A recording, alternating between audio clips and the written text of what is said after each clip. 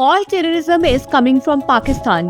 कांग्रेस यही बोलती थी और अब बीजेपी भी यही कह रही है, पर ये कंप्लीट ट्रुथ नहीं है, क्योंकि पाकिस्तान एक टेरिटरी नहीं, पाकिस्तान एक आइडिया है। एक पाकिस्तान हमारे बॉर्डर के बाहर है और मल्टीपल पाकिस्तान हमारे देश के विदिन ही पनप रहे हैं।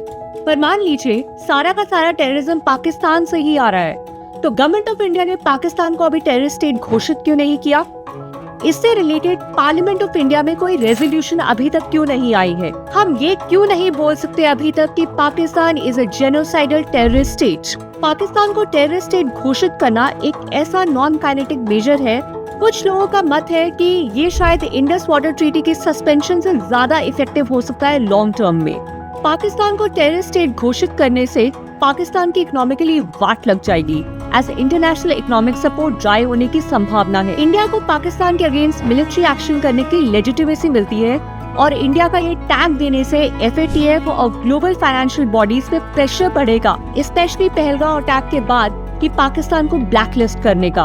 ISI का टेरर नेटवर्क, जैश ए मोहम्मद और लश्कर के फंड्स पे लगाम लगेगी और साइऑप्स फेक अकाउंट्स जो है उनका बजट खत्म हो जाएगा। तो ऐसा नहीं है कि हमने बोल दिया और सारी दुनिया एकदम मान गई। US, चाइना, EU शायद इंडिया के टैग को फुली सपोर्ट ना करे, क्योंकि geopolitical interest, CPEC, USA Pakistan को बचाते हैं। पर हैरानी की बात ये है कि ये मोदी सरकार के लिए बहुत बड़ा पॉलिटिकल विन होगा, पर फिर भी सरकार उनको टेररिस्ट स्टेट क्यों नहीं घोषित करती है? इंडस ट्रीटी सस्पेंड करने के काफी सारे एडवांटेजेस है, but it also has serious disadvantages. India अपनी तरफ से क्लियर सिग्नल भेज रहा है कि पानी और खून साथ में नहीं बहेगा। पाकिस्तान की एग्रीकल्चरल इकोनॉमी, जो कि 25% ऑफ देयर GDP है, has almost 40% of their workforce employed in agricultural sector.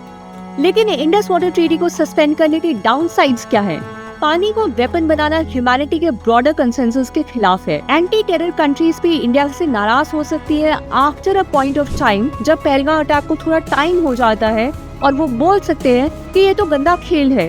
Pakistan की सोसाइटी अभी टूट रही है। बलोच, पश्तून, सिंधी अलग होना चाहते हैं, पर पानी का इशू उनको एक कर देगा। आर्मी के पीछे रैली करेंगे। फौज की क्रेडिबिलिटी ऑलरेडी गिर रही है, लेकिन पानी का क्राइसिस उनको हीरो बना देगा। जिस किसी का भी दिल इस देश के लिए, इस धरती के लिए धड़कता है, हम सब खुश हैं इन काइनेटिक और non kinetic measures against Pakistan. पर ये लॉन्ग टर्म में कितने इफेक्टिव होंगे, ये सोचने की बात है। ना हमें किसी सरकार की चाटुकारिता करनी है और ना ही हमें कंपल्सिव कॉन्ट्रेरियंस बनना है।